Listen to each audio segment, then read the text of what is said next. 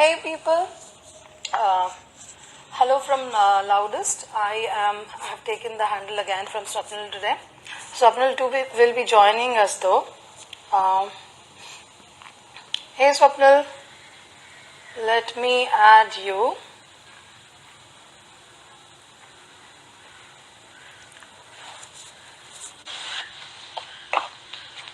Hey people, hi Cowork Delhi, hi Anushri. Swapnil, are you in? Yeah, hi. Hey Swapnil. Hey Anuradha. Hi. So thanks for taking the handle. I think, yeah. Yeah, I bullied you into taking the handle, but so you want to tell the audience what we're gonna discuss today? Yes. So thank you everybody who's joined. So what today we are discussing, as part of our third episode, TalkLoudST, is the plight of domestic workers in India and our attitude towards them. When I say domestic workers, the term itself doesn't really, explain how they fit into the legal in the legal definition, because they're not workers, they're not treated workers, they're treated as domestic helps. And when I say our attitude, our meaning we are the employers in this case, and how is our attitude towards them? And that's what me and Anuradha are going to discuss today over the next half an hour or so. So I think one of the things that has happened ever since liberalization has happened, and ever since more and more women have entered the workforce, the number of domestic helps needed has gone up several fold. I think today we have around more than 45 lakh domestic workers in the country, and a lot of them coming from far-flung areas, smaller towns, rural towns of smaller states, and they all come to Delhi, come to Mumbai in search of work. So that is the supply. That is the supply side of things. On the demand side of things, obviously, as more and more women enter workforce, there is demand for them in the household. So despite the fact that so many domestic workers are there, there is no legislation which covers them. Covers the basic rights that these workers should have. For example, some states may have something called as minimum wage, but generally most of the states don't have any minimum wage, because they don't recognize, they don't have a minimum wage for domestic workers, because domestic work isn't recognized as work. So, a lot of that we're going to discuss, how this then, there is a domestic bill which has been brought in the parliament. It remains a bill. It remains a bill which has not been passed. It hasn't even been passed at the cabinet level. And what does that mean?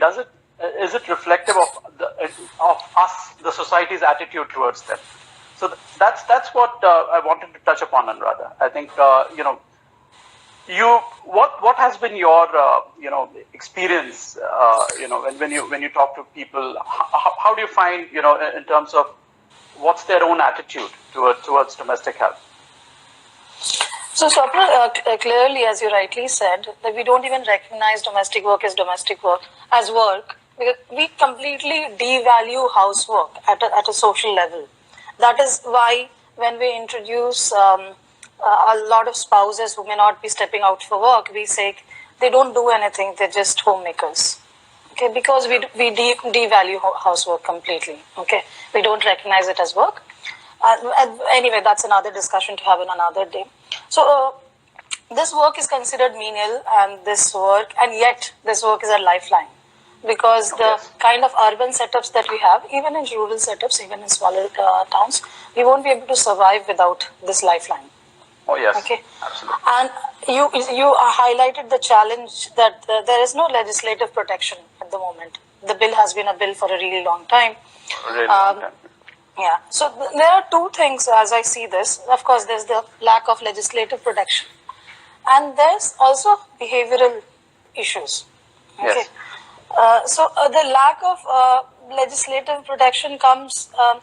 There's the clear violation of rights, okay, in terms of working conditions, whether it is about, whether it's the duration of work, conditions of work, about benefits, rights. Okay, so for example, just consider this. Okay, you're employed somewhere, and you are not only do you get either minimum wage or less than that, but you don't have any equal right. They treat you miserably. Okay, you cannot. You are given different kind of seating. You're not given a seat at the table. Literally, not given a seat at the table. Okay, if you ask for increments, you are abused. Okay. It's a struggle getting increments. Okay. Imagine that in a corporate scenario. We'll talk about that. Exactly. Imagine that in a corporate scenario. In fact, so I was actually reminded of this. So there's this ad agency, Culture Machine, if I recall the name right. They introduced something called period leave. That women could take a 1 day off in a month as period leave. Okay. Yes. Yeah. So which was applauded everywhere and everything. Imagine in a domestic setup, in every household, the people, the workers, I'm going to use the word workers through this entire conversation. The workers come in and they might have 2 days designated leave in actually generous places. Okay, 2 days a month. Yeah, where you think you're doing a great favor, right? We have this thing, of course, I'll come to that. Okay, so 2 days a month. So there's no sick leave, there's no menstruation leave, they have families, people visit, they have festivals, everything. Okay, but our work, it will be an end to our lives if they stop coming to us. And yet, their employment, there is no stability in their employment. You can replace domestic workers anytime. Right. Okay. Easily replaceable. They go on a 15-day break or a month break in a year, come back, may not find employment again. Yeah. They meet with an accident or they fall ill, they are not available for 2 weeks, they might not come back to find work again. Yeah, they go for a marriage, many a times it happens, we go for a marriage to their places. So yeah, look, I think you're right. A lot of it, I mean, in fact, this entire apathy that you're talking about, it starts from the time when you're recruiting them. You know, many a times people impose conditions of, a certain religion, a certain caste, and those kind of things come in at the time of hiring them. And what you're talking about is how you're treating them, while they're working. And so it generally talks about the apathy that we as employers have. It's the same apathy we have when they talk about increments. And imagine us when we talk to our own employers, and how wrong we feel if we don't get a raise. And here you have maids who will work for like 3-4 years in the same household, getting an increment of $500. I mean, struggling to get that kind of an increment. In fact, another thing, the thing that you said about getting at the point of getting hired, they are viewed as a security threat. Okay. Yeah, yes. There is this thing about police verification. Okay. I don't know if police verification happens all the time, but definitely in societies they have these security checks, right? They have a pass. Okay. So they are not only do we value or devalue housework, we also look at this section of workers as security threat. Okay, so the narrative has never been about equal rights for them. Forget equal. The narrative has never been about rights for them. The narrative has always been to look at them as thieves, potential criminals. So we do one part of what the employers do. So employers, when they employ you, they do a background check. So we do that part. But we don't worry about the rights that they should possess, right? The background check ends at the time of hiring. Exactly. Once you join, there's no continuous background checks, right? Exactly. There's no continuous. So every time you walk into the gate of a society and walk out of the gate, you're checked. Okay. Yes. You even if you walk out with food, and I'm not exaggerating here. People. There's this book, I'm unfortunately unable to recall the name of the writer, Tripti Lahiri, I think, called Made in India. Okay, she did a thorough research and spoke to a lot of domestic workers. So things like people walking out with leftover food given by their employers, okay, is checked. Then the security guard calls up the household and confirms if this has been given to him. Okay, so it is that bad. It is extremely. It's extremely inhuman. It's inhuman. It's you have dehumanized them completely. Absolutely. So I remember a few. Yeah, you're saying something. No, go ahead. So a few years ago, we watched an Oscar winning. It won Oscars too. A movie called The Help, 2011. I think the movie came in 2011. Okay, which is about the US in the 1960s. Okay, during the civil rights movement. Okay, where African Americans were employed as domestic workers or the help. Yes. Okay, hence the title of the Butler, book and the movie thereafter. Okay, so this is about this is about people, the workers becoming a little aware of their stature in the society. Their rights, yes. And one white woman writing on them. Okay, there was a movement of sorts in the book. It's fiction, of course, but the backdrop is the civil rights movement. Okay, so in that movie, I recall discussions with people, and this is a personal anecdote, that people were so aghast at how criminal, how inhuman people have been to African Americans, and how badly we have treated the blacks, and how racist we have been. So something as simple as going to the toilet. Okay, this was highlighted in the movie, that the workers were not allowed to use toilets inside the households. Inside they the had house, to step out. So there's this instance where one of the workers, she has to go, and there's a terrible storm, so she can't go outside. And the lady of the house asks her to go outside, and she refuses to, and she uses the guest washroom. Okay, guest toilet, and she's fired over that. Okay, so this continues, today. It does. Right now, even in our India, country, it does. in our country. Oh, it does. Very much so. You rarely see the domestic workers using your toilet. They have a community toilet in the society. They'll work in 4 places. Okay, and for women, so women actually get a lot of UTI, urinary tract infections because of this, because of holding back. Very simple thing. Okay, how horrible are their working conditions? Completely horrible. First of all, we're not even ensuring that. Yes. Yeah, I mean, exploitation, abuse, these things come later. But it's like we are depriving them of the basics. Okay. Oh no, of course. So we look at the extremes. We get aghast at the extremes. Oh yes, you watched an episode on Crime Patrol, and we would. Crime Patrol, you're how does this happen? Yeah, how does this happen? Exactly. And this is how does somebody lock up? How does somebody lock up a domestic maid, go away for 2 days? I should tell you this. In NCR, Gurgaon, Noida, Delhi, this is the norm. We people employ live-in workers. Okay. Yes. And this is the norm. If they go for a movie, if they go on a 2-day weekend trip, they actually keep their keep the workers locked in. Okay. Of course, they would not look at it as locked in, because their rationale is bhag gayi to. And also for their own protection. No, also there is a patronizing for their own protection too. उनके रक्षा के लिए उनको कुछ नहीं होना चाहिए. What if there's a fire in the household while you are away? You are ensuring the person can't even run and save a life. Run away. Exactly. And I'll tell you another interesting thing about the NCR culture of locking people. The very same people who lock, and by the way, these people are not torturing. This is what they think. Locking a human being is not a torture, because we don't hit them. We give them food. We give them clothes. We smile at them. We're nice to them. I'm not hitting them. You allow them to sit on. You allow. Exactly.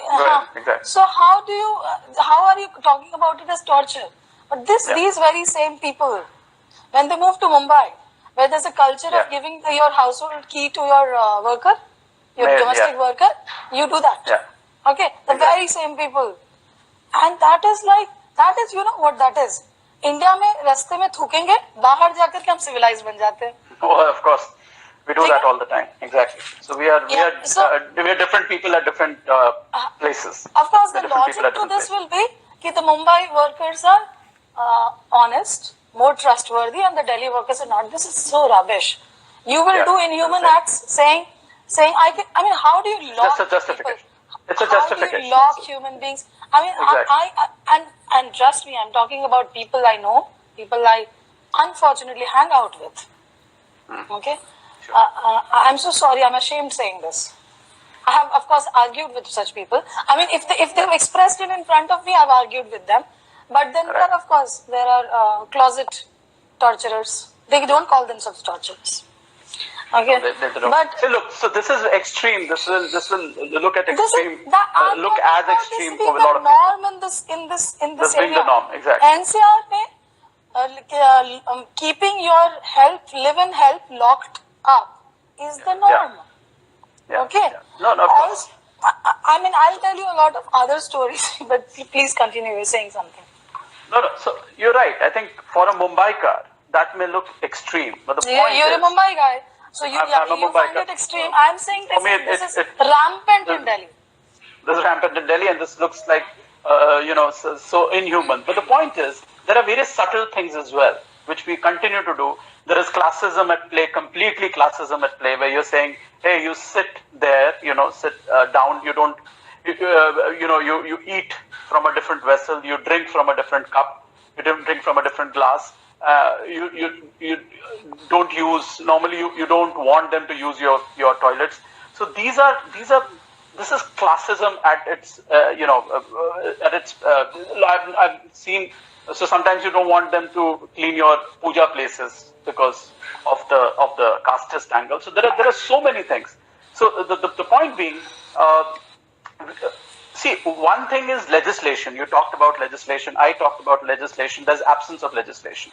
One, the legislators. I mean, there is no pressure from us, from the middle class, on our MPs and MLAs to pass legislation. That is one, and hence the legislation, that bill has been pending in the parliament for many, many years.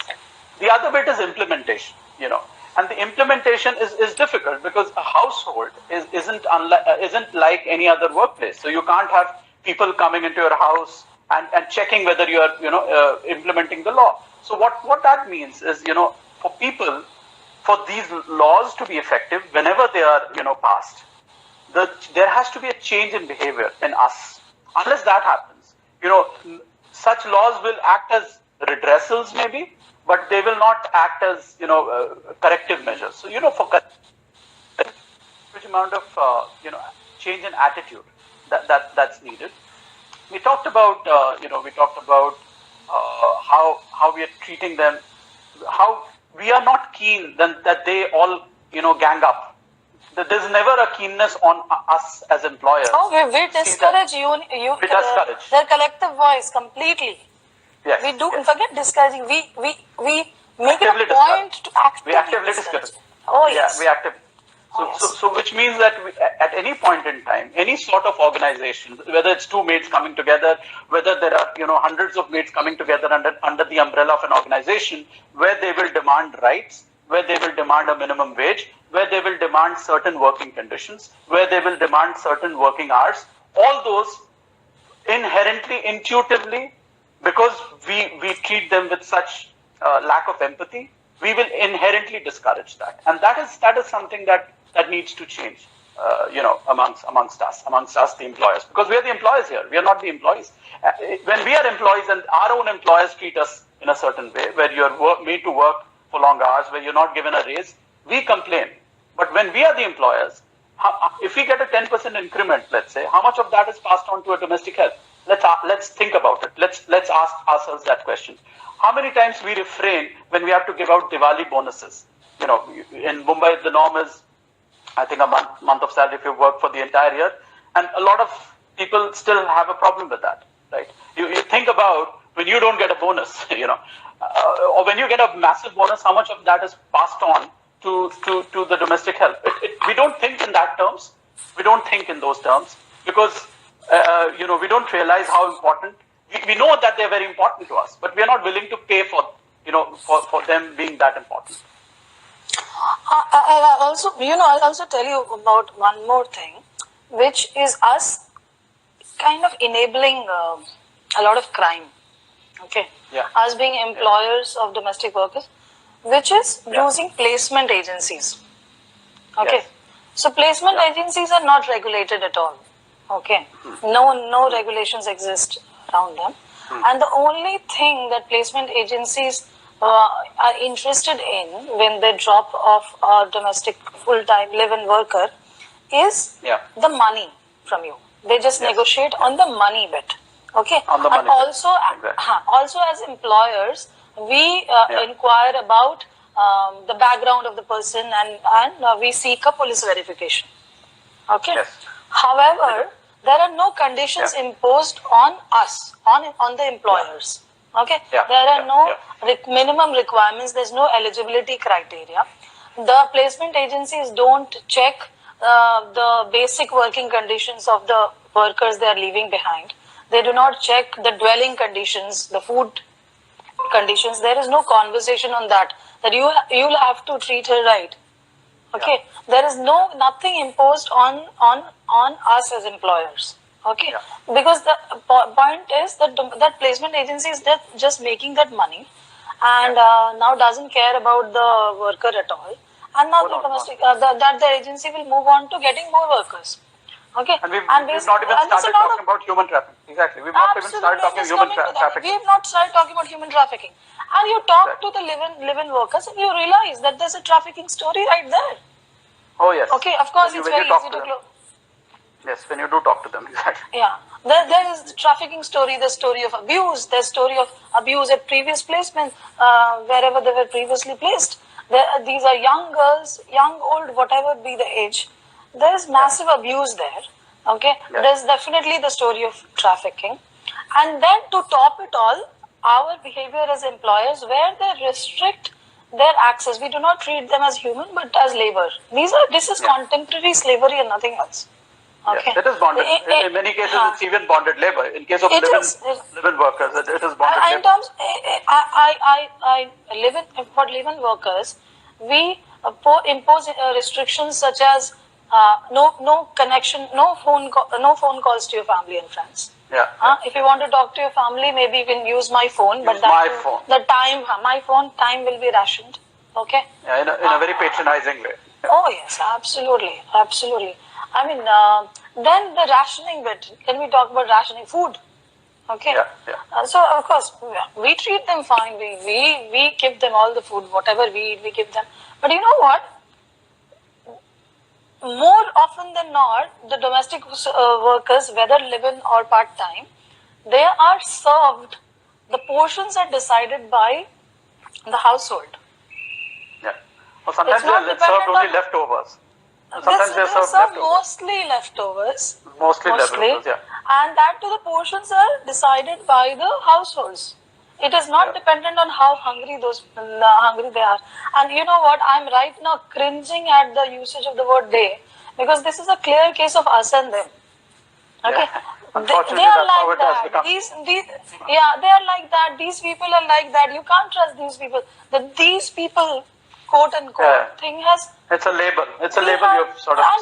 And we are widening the gap by the servant and master legacy thing has continued, and we are widening the gap. We are giving into the things that have been told to us by previous generations. Okay. So, as you were rightly saying about difference in serving utensils, seating arrangements, you make tea, you're serving them in a different cup and yours is a different cup. At a lot of places, people serve in broken utensils. Okay. Broken cups are set aside. Yeah. You're going to discard for yourself. Old, if not broken, that's also people think that they are being very nice to their health. Okay. Yeah. So broken is the norm. Okay. The rejected vessel is the norm. Then the people who give in the not broken vessel, they think they are better people. Yes. The people who give them, who do not distinguish between cups They think they're better people. Yes. Okay? Me. I do not distinguish between cup, but I'm not a better person for doing that. This is normal. Yeah. Yeah. Okay? This is the bare minimum of treating another person who's treating another person who's your employee. Exactly. Okay? The thing is, when we watch movies now, and you're shown a scene where somebody is being tortured by somebody, okay, Yeah. like tortured or ignored. For example, when they show traffic signals, when a car is at the traffic signal and somebody is begging, and the people in the car ignore the beggars, okay, this moment somehow the audience is made to feel. The audience feels this. That's the dramatization better. Yeah. No, that's the dramatization. That we are better people than the ones we just saw. We are better people than the ones screaming on the screen at the maid. We are better people than the people on crime patrol who ill-treated their maid. Because हम तो ये नहीं करते, हम मारते नहीं. We don't hit them. We don't deprive them of food. We're not willing to go beyond that. We're not willing to go beyond that. That's the whole issue. Yeah, that's the thing is, it all comes down to empathy. Okay, it all comes down to also down to classism. Privilege. Classism.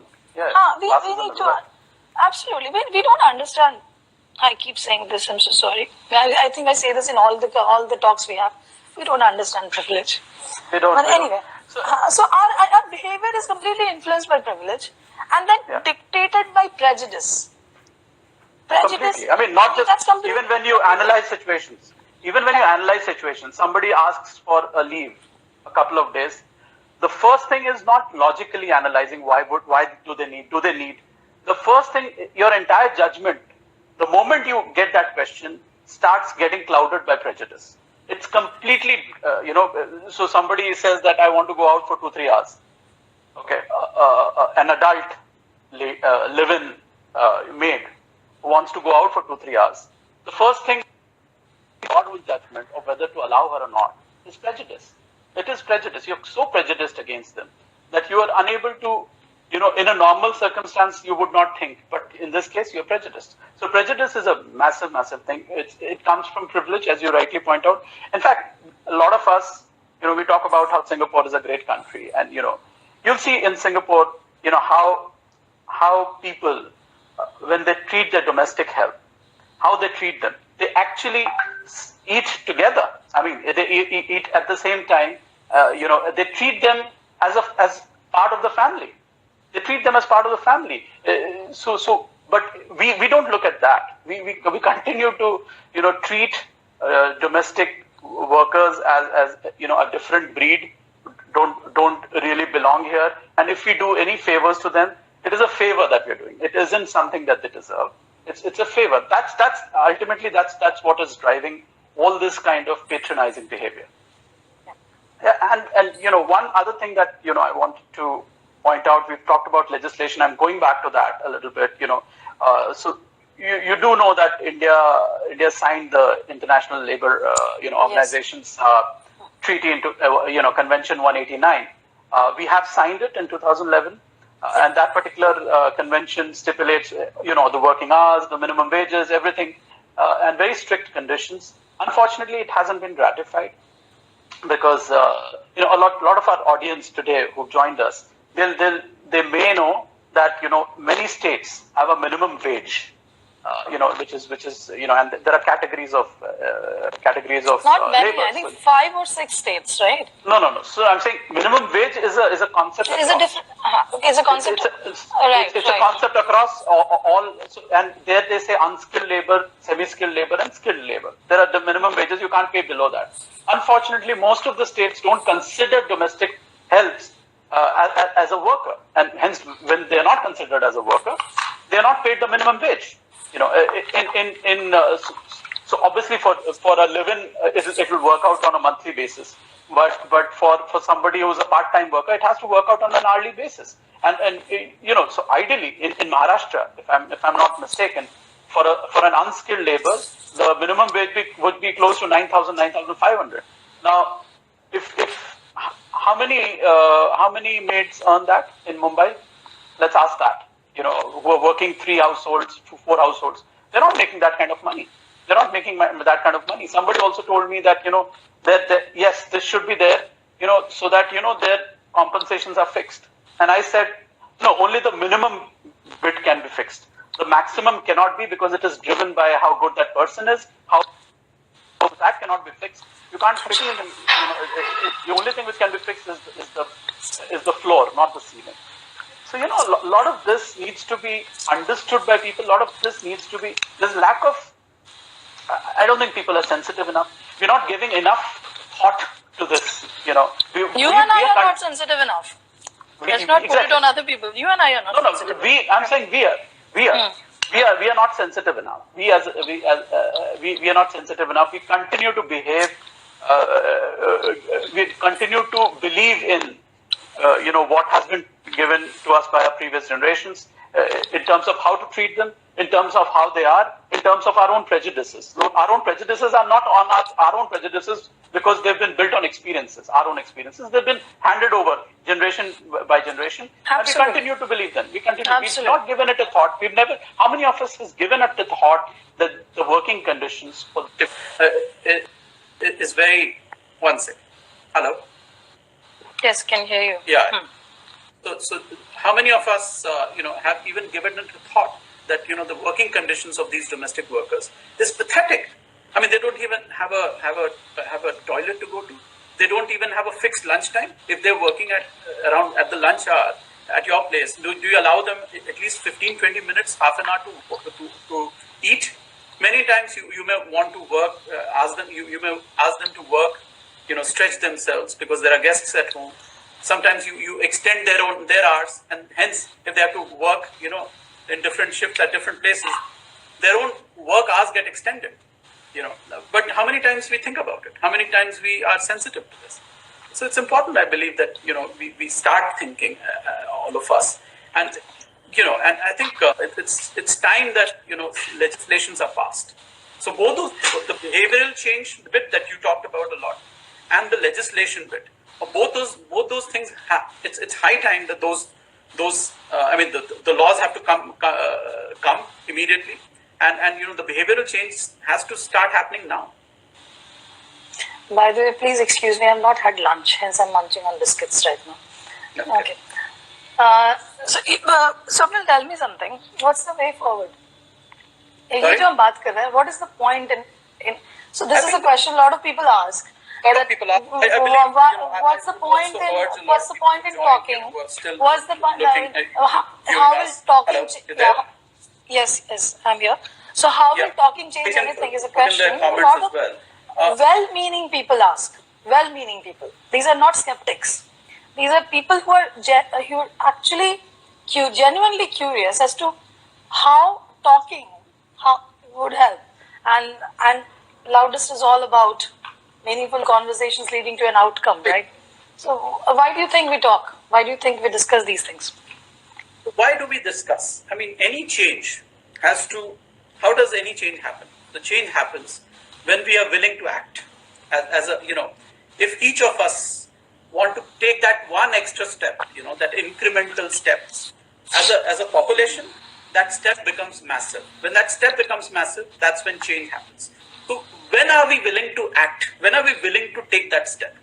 We are willing to take that step when we are sensitive to a certain cause, and when we understand and when we have thought about a certain cause.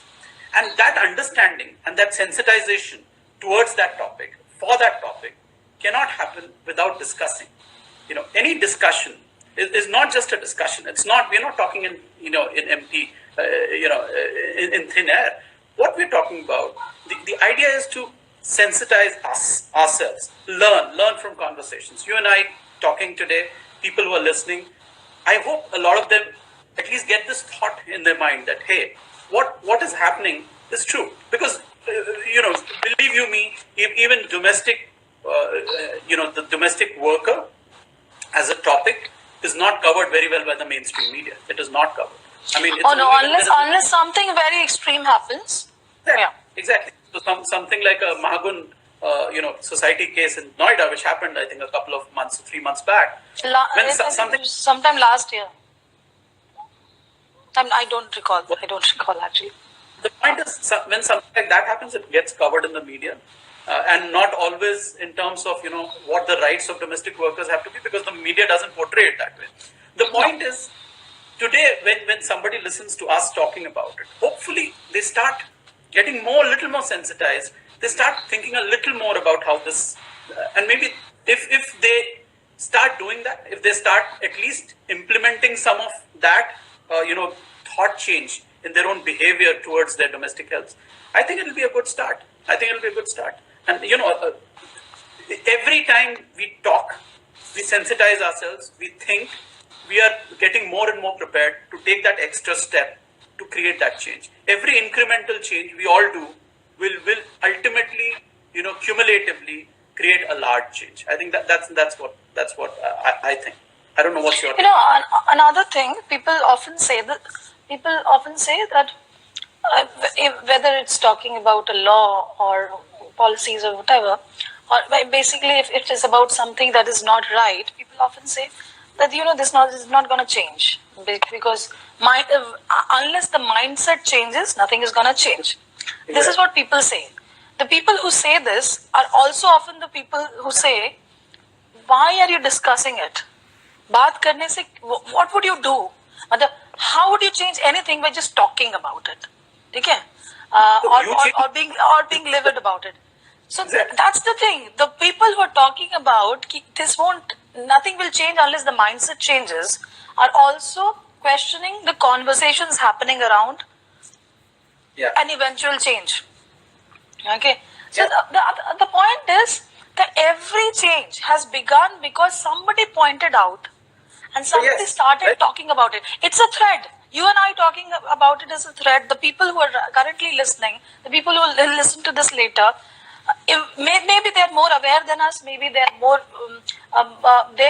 they are more well placed to make changes in terms of their mindset and in terms of their resources.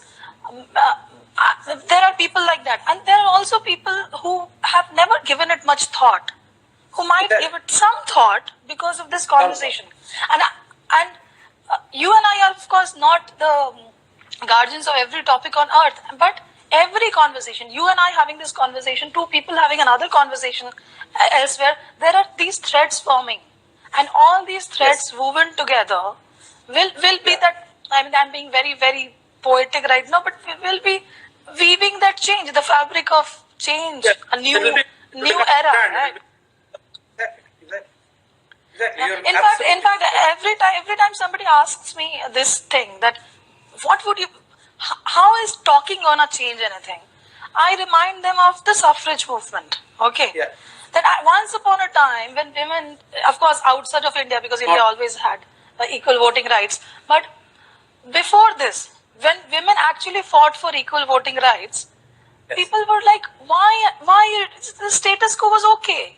Whatever is, let it be. How does it make a difference in your life? Why are you even fighting for equal voting rights? What would you do? Okay, exactly. They were ridiculed, they were questioned, but some women did not give up. They kept at it over generations. People did not see equal voting rights in their lifetime, but over generations they kept talking, and all this talking, all this outrage, collectively over time led to change. Because people were talking, people were writing. We won't give up. Yeah, we should. Talking, writing, this, and we have social media now. Earlier it was just about writing. The pen is mightier than the sword was the narrative. But now we can talk. We can talk like this. We can talk like two friends are talking. And why not? It was one to many. The one was a large media organization, and many were us. And now it's many to many. And sometimes, many a times, it will be many to one as well. A lot of social media discussions, have influenced what the mainstream media sometimes picks up. So it's that reverse thing. It is So I think talking is important, and because it provides a basis on which to form your own thoughts. Unless you talk, you hear other people talk, and you take in their comments, their arguments. You form your own basis. You then have a basis on which to think over, and when you think over, you sensitize yourself, and then that's when you act. and you force others to act. You can even be an influencer, right? You can influence your own circles, and that is a big thing. You act on your own, and you become an influencer for your circle. That's massive. I mean, don't think that you changing hasn't changed anything. I mean, you changing in this case, in this specific case, may change the lives of 3 or 4 domestic workers, for example. So, and that is massive. That is massive, and that's how we should think. That's how we should think. So I think, I think we should. I think this is a great discussion, Anuradha. Thank you so much. I think I'm done saying what I had to say. As long as you let me hijack your angle. No. You please, conclude it. Okay. You want me to conclude? Is there a conclusion? There's a way. There's none. And I liked what you said about the way forward. We need to talk a little more. We need to write a little more on pushing that bill that has been lying